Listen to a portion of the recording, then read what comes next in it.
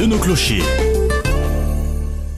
Vous le savez, tous les dimanches matins à la même heure, on retrouve Christian Draguet, notre expert en matière religieuse. Et c'est une bonne idée, vous êtes de plus en plus nombreux à nous écouter puisqu'on vous raconte l'histoire de notre région par le prisme de notre patrimoine religieux qui est quand même assez important. Alors on vous a parlé la semaine dernière, on a clôturé le chapitre consacré à l'église Saint-Louis de Gonzague à Monceau. Et maintenant, on va du côté de Couillet avec la fameuse église Basile-Parent.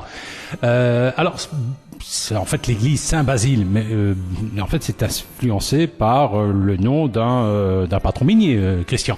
Absolument, mais avant de localiser le patron minier dans l'histoire, il faut peut-être remonter assez haut, parce que quand on va dans cette fameuse église bâtie avec l'argent les subsides de Basile Parent, on remonte en 1161 parce qu'il y a une plaque à l'intérieur de l'église qui rappelle, dans ce village très ancien, Couillet est un très très très vieux village puisque nous avons là, en bord de Sambre, l'église Saint-Laurent de Couillet qui est millénaire. Donc nous sommes sur un site très ancien. Et donc, en 1161, les prémontrés de Beauregard, c'est un quartier de Liège, viennent bâtir à Couillet, sur le territoire de l'actuelle paroisse, un édifice qui a disparu bien sûr, probablement au XVe siècle, et le lieu s'appelait le Fiesto.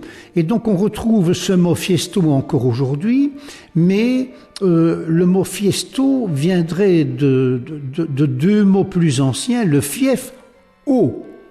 Donc un endroit qui est haut quelque part. On dit aussi, mais ça c'est une autre origine, que ce serait lié au feu ou à une explosion, c'est en tout cas lié au patrimoine minier.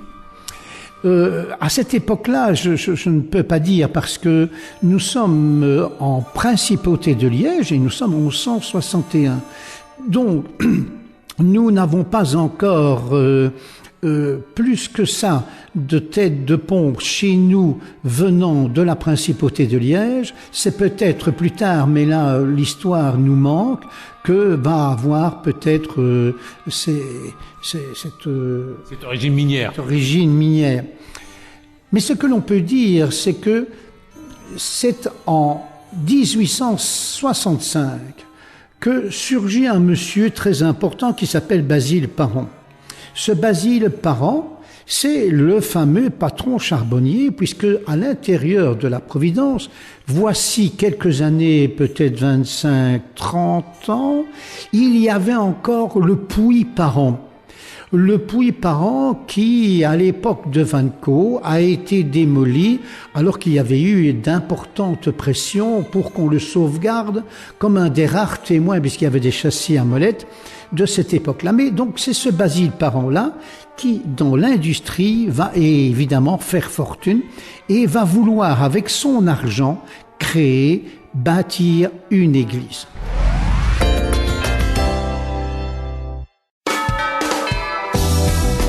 De nos clochers.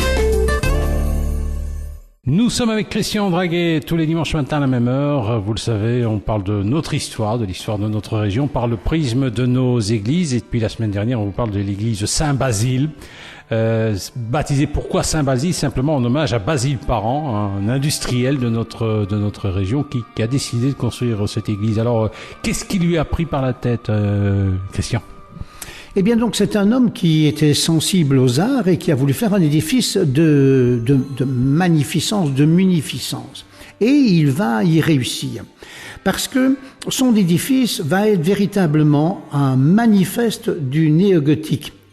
Parce qu'il en accumule tous les artifices. Il faut savoir que l'attrait du néogothique à cette époque-là nous vient en droite ligne du mouvement gothique anglais des années 1820.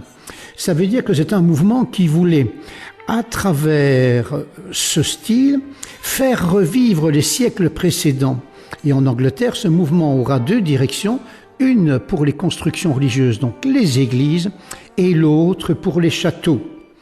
Et ce mouvement s'appelait d'ailleurs à l'époque le Gothic Revival, ça veut dire la Renaissance gothique.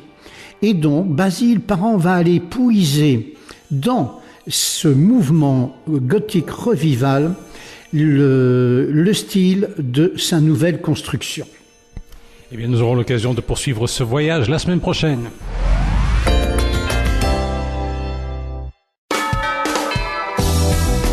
De nos clochers. Tous les dimanches matins à la même heure, on vous parle de l'histoire de nos églises, l'histoire des églises. Il y a l'histoire de Charleroi et on fait un petit tour du côté de l'église Saint-Basile à Couillé. Saint-Basile, pourquoi? Bien en l'honneur de Basile Parent, célèbre industriel de notre région. Alors, parlons un petit peu de l'aspect extérieur. Impressionnant, Christian, notre expert en matière religieuse.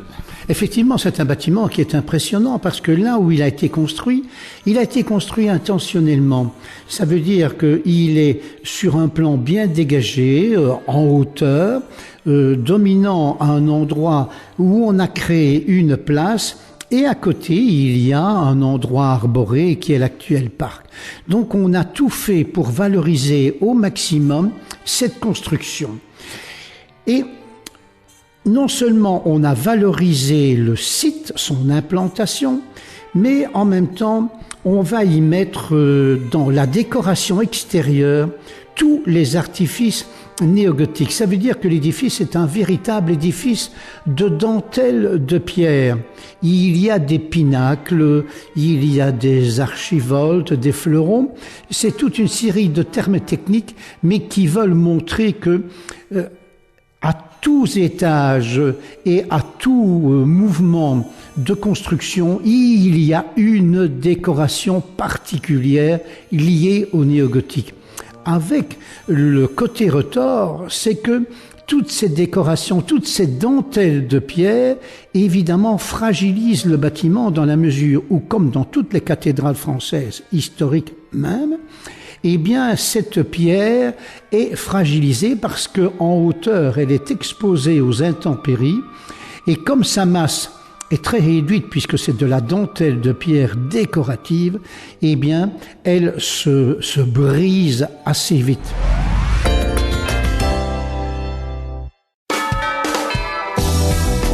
De nos clochers. Tous les dimanches matins à la même heure, on retrouve Christian Draguet, notre expert en matière religieuse. On parle de l'histoire de notre région par le prisme de l'histoire de nos églises. Alors depuis quelques semaines, on s'intéresse à l'église Saint-Basile à Couillé. Saint-Basile, pourquoi? Bien, cette église a été construite par Basile Parent, un industriel de notre région. Alors, on a parlé de l'extérieur et de l'intérieur de cette église. Il y a réellement des problèmes à l'intérieur. Que se passe-t-il exactement, Christian? Eh bien, à l'intérieur, il y a malheureusement une problématique qui se développe et qui est liée au néogothique proprement dit. Qui dit dentelle de pierre dit automatiquement fragilité. Or, à l'intérieur de l'église, toutes les baies sont équipées de ce qu'on appelle des meneaux. Et les meneaux, ce sont des petites colonnettes verticales qui s'intercalent entre les vitraux et qui permettent de monter dans ce vide créé par la baie assez haut pour y intercaler les vitraux.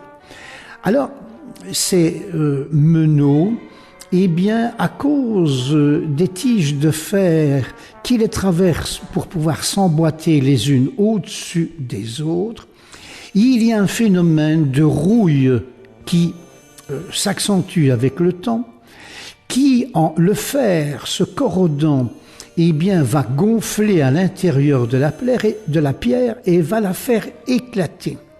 Si bien qu'à un moment donné, eh bien, une partie d'un meneau, après un hiver, dégringole et tombe par terre. Donc là-bas, dans cette église, il a fallu mettre des protections pour que les chutes de pierre en provenance de ces meneaux ne blessent personne. Mais donc c'est là une des grandes faiblesses de cet édifice à l'intérieur, parce que toute pierre avec le temps, eh bien quand elle est armée à l'intérieur de fer, subit cette pression intérieure.